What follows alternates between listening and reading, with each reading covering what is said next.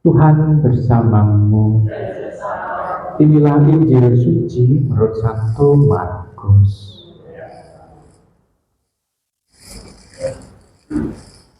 Pada suatu hari Sabat, Yesus masuk ke rumah ibadah. Di situ ada orang yang mati sebelah tangannya. Orang Farisi mengamat-amati Yesus, kalau-kalau ia menyembuhkan orang itu pada hari Sabat, supaya mereka dapat mempersalahkan dia. Kata Yesus kepada orang mati sebelah tangannya itu, "Mari, berdirilah di tengah." Kemudian Yesus berkata kepada mereka, "Manakah yang diperbolehkan pada hari Sabat, berbuat baik atau berbuat jahat, menyelamatkan nyawa orang atau membunuh orang?" Tetapi mereka itu diam saja. Yesus jengkel karena kedegilan mereka. Dengan marah ia memandang sekeliling, lalu berkata kepada orang tadi, "Ulurkanlah tanganmu." Ia pun mengulurkan tangannya dan sembuhlah seketika. Lalu keluarlah orang-orang Farisi dan segera bersekongkol dengan orang-orang Herodia untuk membunuh dia. Demikianlah sabda Tuhan. Ibu, bapak, saudari-saudari terkasih dalam Tuhan, kita menggunakan pengandaian ya, kita berandai-andai. Hari Sabat orang-orang Yahudi itu pergi ke sinagoga, benar ya? Mereka berdoa, betul ya? Nah, kalau pada saat mereka berdoa, pada saat mereka memohon untuk dirinya sendiri, apa yang diminta? Orang yang sakit berdoa untuk apa? Kesembuhan. Orang yang punya utang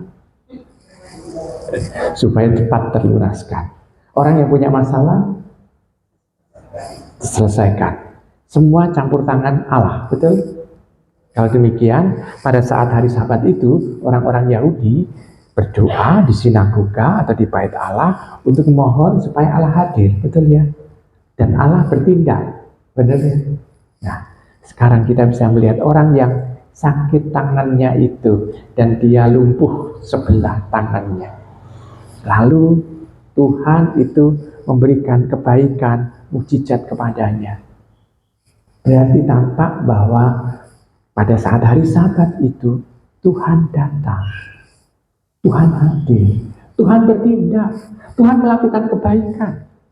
Berarti sebetulnya ada pemahaman yang luput tidak dilihat oleh orang-orang Farisi dan orang-orang Herodia itu. Yakni apa? Tuhan yang menyembuhkan orang itu melawati mereka.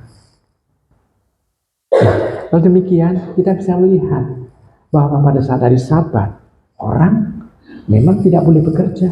Tetapi bisakah mengerem Tuhan untuk bekerja? Enggak. Maka kita bisa melihat di sana orang Farisi salah memaknai siapa kehadiran Tuhan itu. Orang Farisi hanya melihat, oh dia hanya manusia belaka dalam melihat Tuhan Yesus. Tapi esensi atau identitas yang sejati dari Tuhan Yesus tidak mereka tangkap. Nah, kalau demikian mereka tidak mengalami mukjizat. Tuhan mengalami mukjizat. Tuhan memberikan mukjizat kepada orang yang percaya. Nah, ibu, bapak, saudari terkasih dalam Tuhan. Maka sekarang kita bisa melihat bahwa esensi atau awal dari hakikat dari orang banyak menerima mukjizat adalah kepercayaan kepada Dia yang bertindak. Ini catatan yang pertama. Catatan yang kedua, kita bisa melihat bahwa jangan mengukur segalanya itu hanya dengan ukurannya sendiri. Karena kadangkala kalau mengukur ukurannya sendiri seperti orang Farisi ini, justru dia tidak mengalami kehadiran Tuhan. Dia hanya mengalami Yesus sebagai manusia saja. Tapi orang yang lumpuh tangannya itu mengalami kehadiran Yesus sebagai kehadiran Tuhan yang membawa kebaikan untuknya. Demikian juga dengan diri kita. Kita harus, kalau kita sudah manteng dengan Tuhan, kita juga harus serius untuk menghadap hadirat-Nya. Nah, yang berikutnya adalah kita bisa melihat bahwa kalau orang itu sudah percaya kepada Dia, Tuhan harus kita persilakan untuk bertindak. Artinya mempersilakan sekehendak Tuhan. Orang yang lumpuh tangannya itu, kita bisa melihat dia tidak meminta. Dia tidak meminta untuk disembuhkan. Tetapi Tuhan dengan cintanya mau memberikan kebaikan kepada orang yang membutuhkan kehadirannya. Dengan demikian, kalau kita percaya kepada Tuhan, tanpa kita minta, Tuhan sudah memberikan apa yang kita butuhkan. Tuhan sudah memberikan apa yang sungguh-sungguh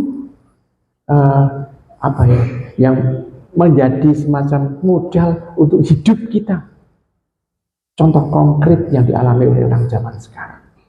Kalau orang menghitung ya secara matematika, gaji misalnya dalam sebulan, gaji dalam sebulan sekian rupiah gitu ya. Kalau dihitung terus tiap makan sehari sekian rupiah, kadangkala kurang.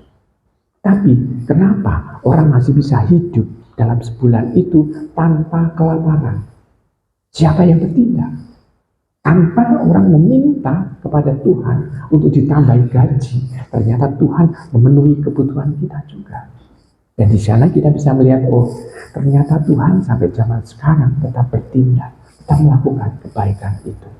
Maka mari kita mendalamkan iman kita dan masrahkan kehidupan kita hanya melulu pada penyelenggaraan Tuhan. Beriman berarti memberikan kesempatan Tuhan itu menyelenggarakan kehidupan kita. Selamat merenungkan.